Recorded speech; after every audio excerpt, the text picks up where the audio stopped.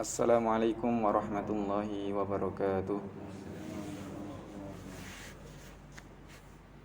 Alhamdulillahi rabbil alamin wa bihi nasta'in ala umurid dunya waddin.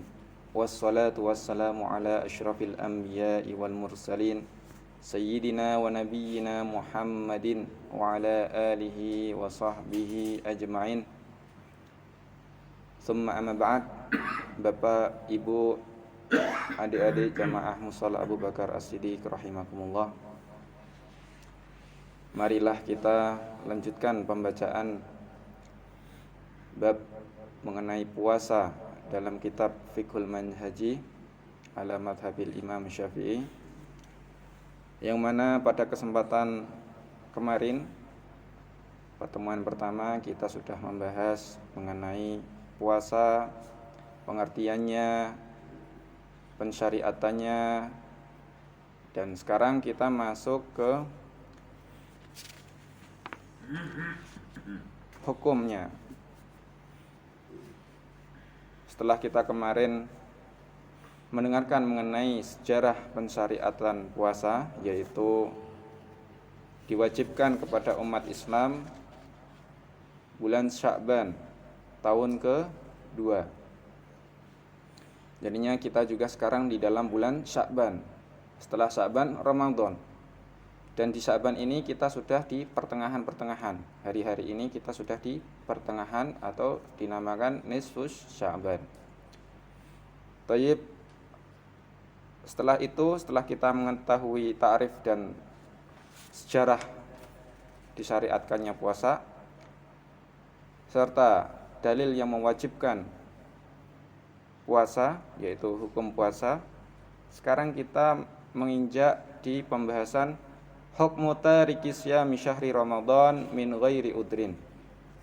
Hukum orang yang meninggalkan puasa Ramadan tanpa sebab atau tanpa sebab yang diperbolehkan.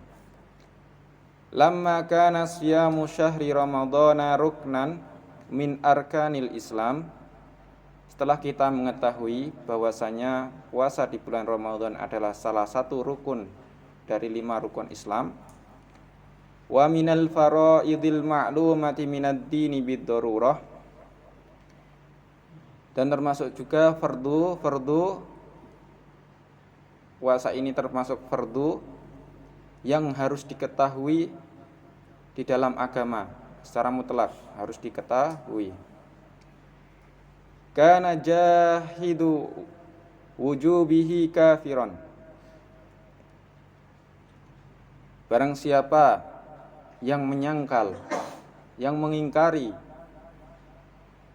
hukum kewajiban puasa Ramadan ini, termasuk orang kafir. Ayyu amilu muamalatal murtad. Padanya, atasnya hukum orang murtad. Karena baiknya Islam, fayustatabu, ketika ada orang yang entah itu kalamnya atau perbuatannya menandakan kekafiran, fayustatabu, minta untuk bertobat. Jadinya tidak langsung dihakimi, sudah kamu kafir. Enggak cukup itu aja, tetapi fayustatabu, diminta untuk taubat.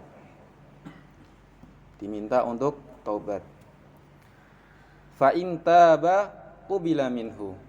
Ketika dia mau taubat, diterima. Wa illa qutila haddan. Kalaupun tidak diterima, maka dibunuh sebagai hukuman. Itulah hukum syariat yang mana dulu diterapkan di umat-umat Islam terdahulu, sehingga umat Islam terdahulu adalah umat yang kuat, umat yang merajai dunia ini semua. Kalau kita sekarang melihat Eropa, Amerika mempunyai standar ganda, dulu umat Islam pernah mempunyai standar ganda yang mana bertahan beribu-ribu tahun dan menjadikan umat Islam adalah umat yang terdepan di masalah keduniawian dan juga dalam agama. Jadinya dua-duanya dapat.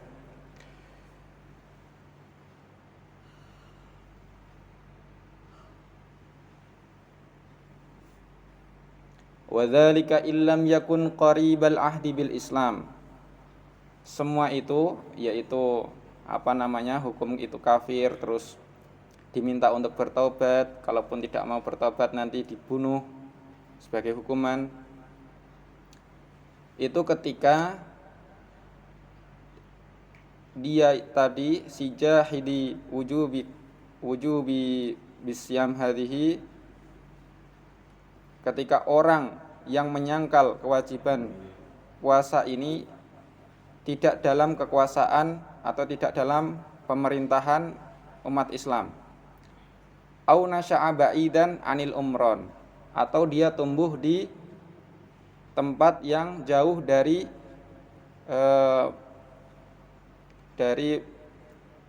sosial, yaitu misal di gunung yang tidak ada di sana tetangga atau tidak di sana tidak ada ulama. Kama yaqulul ulama ai ba'idan anil ulama. Ketidaktahuannya, kejuhudannya, ingkarnya itu karena jauh dari ulama, jauh dari yang menjelaskan bahwa ini wajib, jauh dari informasi. Itu boleh ditolerir dalam Islam karena ketidaktahuan. Amma man taroka saumahu bi ghairi udrin wa kana ghairu jahidin liwujubihi wa dzalika ka anqal as-saumu wajibun alayya walakinni la asumu fa innahu yakunu fasiqan. Akan tetapi orang yang meninggalkan puasa tanpa sebab, tetapi dia tidak menyangkal, tidak ingkar atas kewajiban itu. Misalnya dia berkata, iya, puasa itu wajib. Wajib kepadaku, wajib atasku.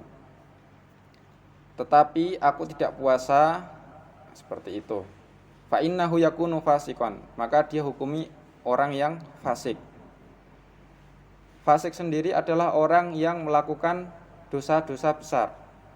Atau lebih singkatnya, fasik bisa diartikan atau dimaknai orang-orang yang melakukan dosa besar.